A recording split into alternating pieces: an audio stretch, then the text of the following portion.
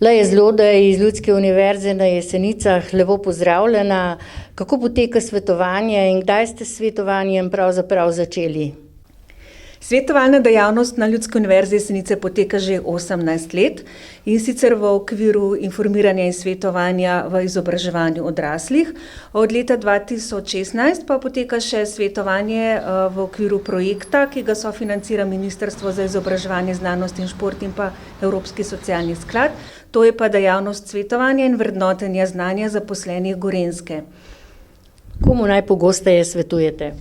V bistvu vsem odraslim, ki se zanimajo za informacije z področja izobraževanja, to se pravi, kakšne so njihove možnosti za vključitev v izobraževanje, zanima jih izobraževalna ponudba, potem stopimo naproti tudi tistim, ki imajo recimo težave pri učenju in pomagamo premostiti te težave, potem recimo brezposelnim pomagamo pri recimo pisanju življenjepisa, urejanju zbirnih map, potem tudi pridejo tujci, ki si želijo učiti slovenskega jezika, tudi njim pomagamo z raznimi uvrstitvenimi testi, da vedo recimo v katero stopnjo oziroma kje so daleč pri opravljanju izpita iz slovenskega jezika, potem zaposleni se največkrat na nas obrnejo pri iskanju ustreznih izobraževanj z področja pridobivanja poklicnih in temeljnih kompetenc, to se pravi splošnih znanj, imamo pa tudi vrednotenje znanja, to se pravi, da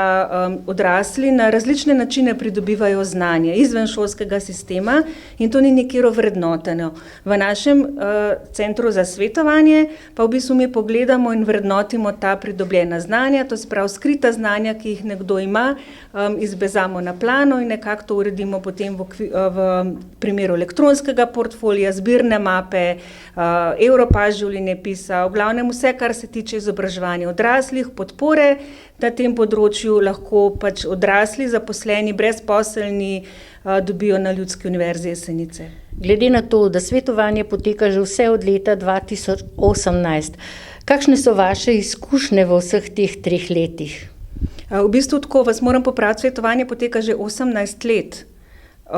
To se pravi, izkušnje s svetovanjem imamo zelo dobre, to se pravi, udeleženci, ki pridejo k nam oziroma mi rečemo svetovanci, pri nas res dobijo, bomo rekli, celostno podporo, mi imamo tudi recimo mrežo organizacij za izobraževanje odraslih in drugih organizacij, s katerimi smo povezani v mrežo, tako da v bistvu tudi mrežimo se, sodelujemo in res želimo in omogočamo udeležencem, da na enem mestu dobijo informacije, ki jih zanimajo. In koliko časa poteka že to svetovanje?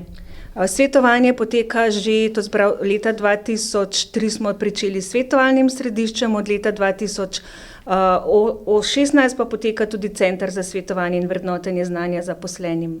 In kje ima svoj sedež? Sedež je na Ljudski univerzi Jesenice, sodelujemo pa tudi z drugimi organizacijami, ampak v glavnem je dobrodošli na Ljudsko univerzo Jesenice. V sklopu svetovanja poteka poseben vprašalnik. Za kakšen vprašalnik pravzaprav gre? Ja, na Ljudska univerza Jesenice je tudi SVOS točka, to pomeni, da imajo udeleženci na voljo spletni vprašalnik o ocenjevanju spretnosti, in sicer na področju matematičnih, bralnih in pa digitalnih spretnosti. Prednost tega vprašalnika je, da se ga lahko reši tudi doma, dostop dobijo na Ljudski univerzi, je pa tudi primerljiv z ostalimi odraslimi, ki so izpolnjevali ta vprašalnik v Sloveniji in pa v tujini. Na vaši univerzi že več let poteka projekt Erasmus+. Kako ga pravzaprav peljete? Peljete ga tudi v letu 2021? Točno, ja. Na Ljudski univerzi Jesenice smo aktivni tudi na mednarodnem področju, se pravi, vključujemo se v Erasmus+ projekte. Nekako se zavedamo, da je pač izobraževanje odraslih in pa naš razvoj strokovnih delavcev res ključen za to, da lahko ponujamo kakovostnejše programe, tako da teh Erasmus projektov je kar nekaj. Jaz bi mogoče izpostavila projekt Erasmus Story Camp. V okviru tega projekta si želimo celostno pristopiti k temu, k uvedbi metode pripovedovanja zgodb v izobraževanje odraslih. Potem drug projekt je izobraževanje, učenje na daljavo za ranljive odrasle.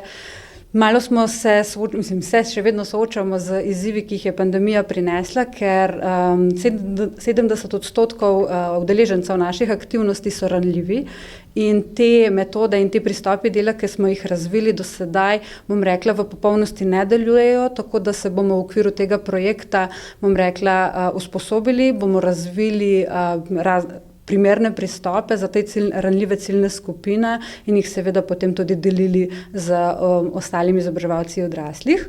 In kako se vključujete na mednarodno področje?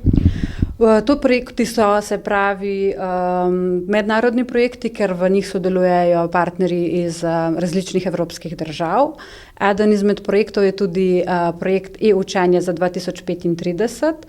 V okviru tega projekta razvijamo brezplačni spletni tečaj za izobraževalce odraslih in pa izdelali bomo tudi pripomoček, orodje za ugotavljanje in pa vrednotenje kompetenc izobraževalcev odraslih v letu 2035. Kakšen je interes starejših za te projekte?